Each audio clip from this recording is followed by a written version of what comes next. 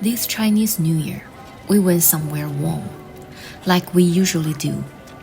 The sun was soft. The air felt light. During the trip, I met a young man. He was sensitive, observant, very gentle with people. When I needed help, he showed up. When I didn't, he stepped back. The way he cared was quiet, very controlled, very precise. You would feel taken care of, seen, considered. But this time, I didn't mistake being needed for being loved. I didn't mistake being obedient for being mature. I didn't mistake sacrifice for deep love. I just quietly saw the pattern and chose not to step into it. I know the way he cared about me was real. It was just the only way he knows how to care. It's the way he learned to survive, the way he learned to live. It's a relationship pattern that has been running for years. His mother carried a lot on her own. Her whole life revolved around her child. She would constantly check on his feeling. She would worry about his future. She tied her own sense of success and failure to how he was doing. And he learned to respond to that anxiety very early on. He became very well-behaved. So well-behaved that he almost had no needs of his own. So well-behaved that he could sense adults' emotions instantly. So well-behaved that making other people feel safe became his responsibility. It wasn't something anyone forced him to do. It wasn't a strategy. It was something that slowly formed through years of interaction. One person puts all their hopes onto a child. The child grows up believing his job is to keep the adult at ease. Over time, it becomes a very stable structure. I live for you, you live for me. There's no fighting, no conflict. It can even look very loving, but the boundaries are blurred. And when he cared for me in the same way, I suddenly realized this system wasn't about me. It was a survival logic he had already mastered. In January 2020, my husband and I left China for Japan, transiting through Hong Kong.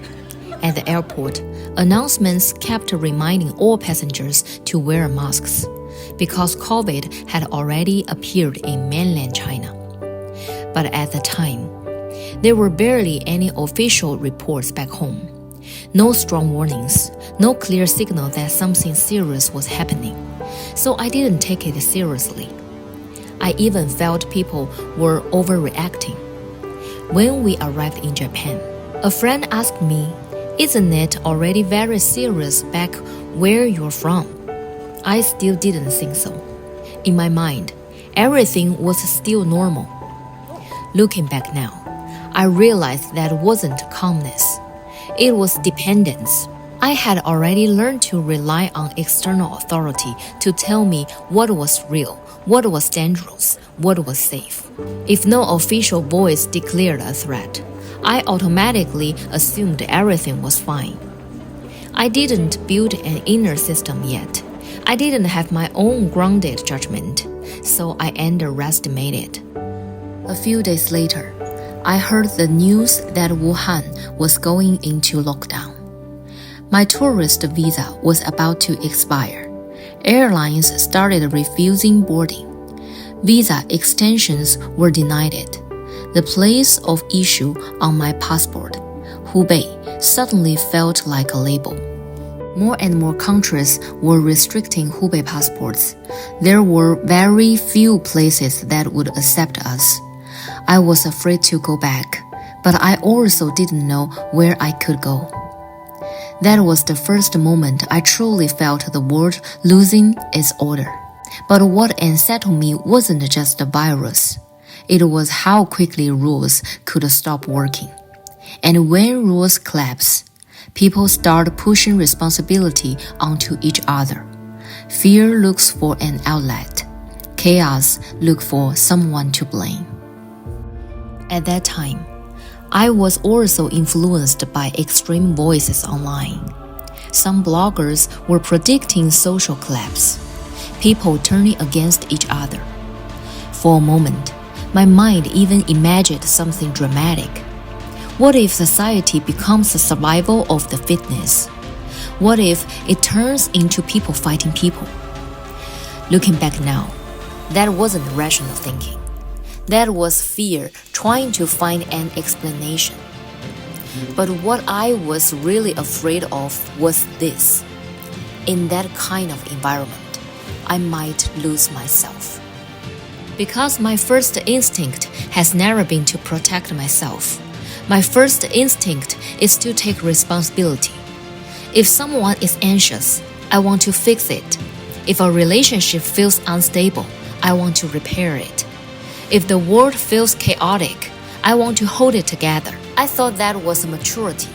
It wasn't. It was a lack of boundaries. Just like that young man. I once believed it was my job to make everyone feel safe. I treated being useful as proof that I deserved to exist. I treated responsibility as a source of security. So when the world lost its order, I tried even harder to create one. But the harder I tried, the more I lost myself. Before I built an inner order, I was unstable. And when your inner system isn't solid, the outside world can shake you completely. 6 years have passed. This Lunar New Year, the big global chaos is over, but the small personal triggers are still there. When that young man was kind to me, I could feel a very familiar pull. It wasn't romance, it was the feeling of being needed. If this had happened 5 years ago, I probably would have stepped into it. I might have mistaken that care for destiny. I might have slowly taken on more roles without even noticing. But this time, I paused. I saw a pattern running. One person shrinking their life into sacrifice, another shrinking themselves into being good. Holding each other up, proving each other's worth.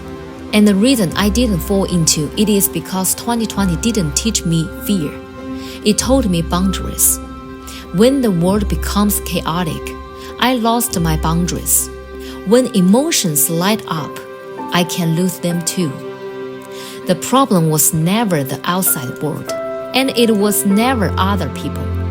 The real question is this: when chaos appears, can I return to myself? This time, I didn't confuse being needed with being loved. I didn't confuse being good with being mature. I didn't confuse sacrifice with deep love. I simply saw the cycle, and I didn't step inside. The world didn't suddenly become stable, but I became clearer. This time, I stayed with myself.